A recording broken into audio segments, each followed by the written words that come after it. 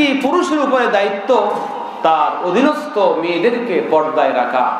আদ-দাইয়ুসু লা ইয়াদখুলুল জান্নাহ, যে ব্যক্তি তার অধীনস্থ মেয়েদেরকে পর্দায় রাখে না, শরীয়ত তাকে দায়ুস বলে।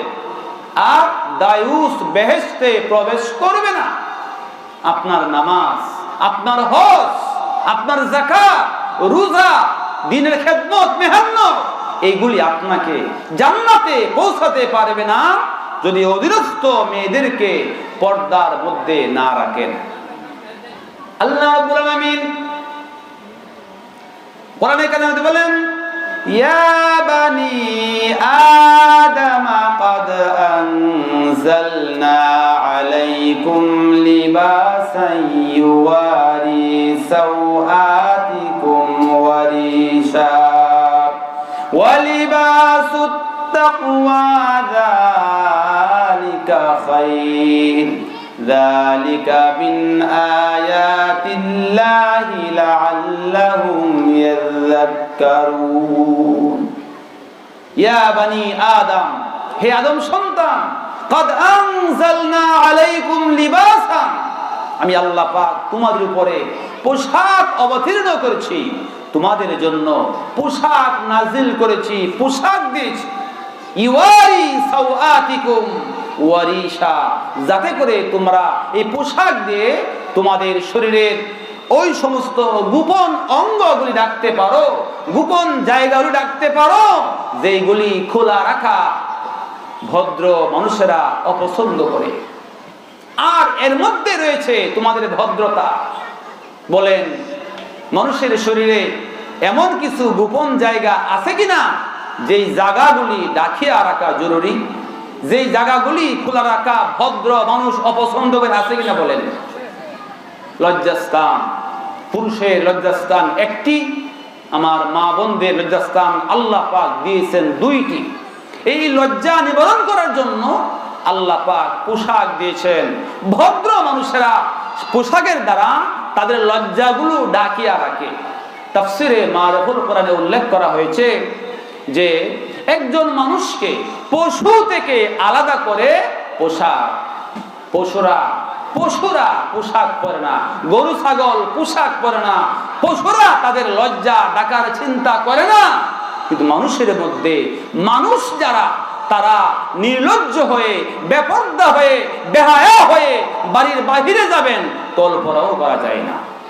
অনেক মহিলা আছে বোরকা ছাড়া বাড়ি থেকে বের হবে, কল্পনাও করা যায় না।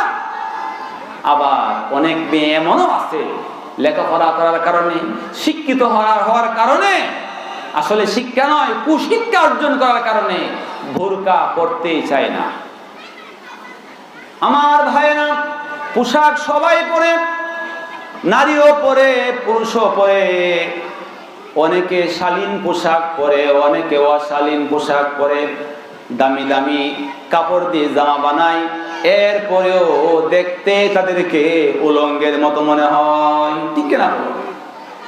রাসূল করিম সাল্লাল্লাহু আলাইহি ওয়াসাল্লাম বলেন, আমি দেখি নাই, এই সমস্ত মেয়েদেরকে আমি দেখি নাই, আমাকে দেখানো হয়েছে আমার উম্মতের মেয়েদের মধ্যে শেষ জমানায় এমন সব মেয়েরা আসবে, ওয়া নিসাউন কাসিয়াতুন আরিয়াতুন মুমিলাতুন মাইলা, এমন সব মহিলা আসবে যারা কাপড়ও পরবে, উলঙ্গ থাকবে। কাপড় পরবে, উলঙ্গ থাকবে। মুহাদ্দিসিনগণ তার ব্যাখ্যা করেছেন, যারা এমন সব পাতলা কাপড় পরবে যেগুলিকে উলঙ্গের শামিল। উলঙ্গের শামিল। মা আয়েশা রাদিয়াল্লাহু আনহা তার এক আত্মীয়কে দেখলেন, সে একটা পাতলা ওড়না পরে তার কাছে আসছে, উনি সে ওড়নাটা ধরে আগুনে ফেলেছেন অথবা ছিঁড়ে ফেলছেন। তে এটা কেন বলছো? এই পাতলা ওড়না পরা তো উলঙ্গের শামিল। আমাদের মা বোনেরা এমন সব পাতলা কাপড় পরে, মুহাদ্দিসিনগণ বলেন এগুলো উলঙ্গের শামিল। অথবা তারা এমন টাইপের পোশাক পরে যেগুলোকে ইসলাম উলঙ্গ বলেছেন। রাসূল করিম সাল্লাল্লাহু আলাইহি ওয়াসাল্লাম উলঙ্গ কাপড় কাপড় পরেও তারা উলঙ্গ।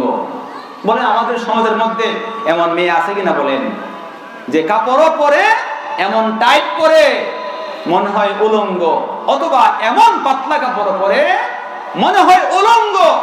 ওরা সাজগুজ করে বের হয়, মুমিলাতুন মাইলা, ওদের সাজ দ্বারা পুরুষদেরকে নিজের দিকে আকৃষ্ট করে। দেখো আমার সৌন্দর্যের শক্তি কত, আমার যৌবনের শক্তি কত, আমার রূপের বাহার কত, তোমরা দেখো। রাসূল করিম সাল্লাল্লাহু আলাইহি ওয়াসাল্লাম বলেন, ওরা পর পুরুষকে নিজের দিকে আকৃষ্ট করে, ওরাও কি পুরুষের প্রতি আকৃষ্ট হয়। নবীজি বলেন, ওই মেয়েগুলি জান্নাত কেন, জান্নাতের গন্ধ পাবে না, গন্ধ পাবে না। আর আমাদের সমাজের এই ব্যাপার দিকটা আমাদের অশিক্ষিত মা বোনদের চাইতে শিক্ষিত নামের কুশিক্ষকদের মধ্যে বেশি, ঠিক কিনা বলুন। স্কুলে কলেজে ভর্তি হলে মনে করে যে আমার তো আর পর্দা লাগবে না, আমি তো কলেজের ছাত্রী, হাই স্কুলের ছাত্রী, আমার তো পজিশন অনেক উপরে, আমি পোশাক পরবো, আমার প্রতিষ্ঠানের ড্রেস পরবো, আমার শরীরে যে ওড়নাটা আছে এটাকে বাস করতে করতে সাইর আঙ্গুল বানাবো। ও ভাই, সাইর আঙ্গুলের ওড়না মুসলমানের মেয়ে পড়তে পারে না। যে মেয়ে জান্নাতের আশা করে, ওই মেয়ে সাইর আঙ্গুলের ওড়না আছে, ওড়না পরে ঘর থেকে বের হবে না।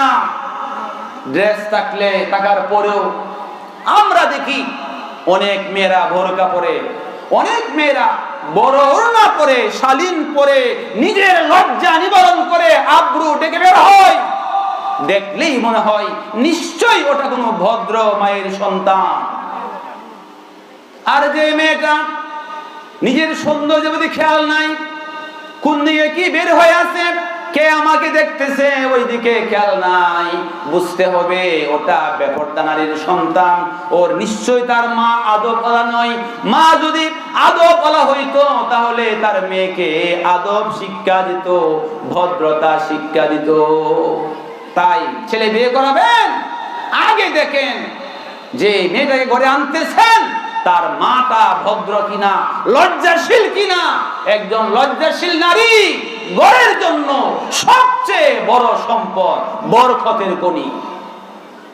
আল্লাহ পাক না করুক যদি একটা বেহায়া নারী ঘরে আনেন, যে মেয়েটা মাথায় ওড়না রাখার চিন্তা করে না, শরীরটা ঢাকিয়ে রাখার চিন্তা করে না, বেপরদা চলে, বুঝবেন আল্লাহর লানতের খনি আপনার ঘরের মধ্যে নিয়ে আসছেন, আল্লাহর লানতের খনি নিয়ে আসছেন। কারণ ওকে যে পুরুষ দেখবে, ওই মেয়েটাকে যে তার দেবরে দেখবে, বাসরে দেখবে, শাশা শ্বশুরে দেখবে, যতগুলি পুরুষ তার নজর তার উপরে পড়বে, এতগুলি লানত অভিশাপ তার উপরে পড়তেই থাকবে। ওই ঘর থেকে আলেম বানাবেন, হাফেজে কোরআন সন্তান আশা করবেন, অসম্ভব। এই আশা কোনোদিন পূরণ হবে না। নেককার দিনদার সন্তান তার ঘর থেকে আসবে না। পৃথিবীতে এমন একজন নেককার মানুষ নয় যে লোকটা বেপরদা নারীর সন্তান। কাজেই ভাইরা, সন্তানগুলিকে আদব শিক্ষা দিন। মেয়ের বয়স 10 বছর হয়ে গেলে তাকে বাধ্য করুন, তোমার মাথার মধ্যে ওড়না থাকা লাগবে। শুধু ওড়না নয়, পর্দা করা তোমাকে শিখতে হবে।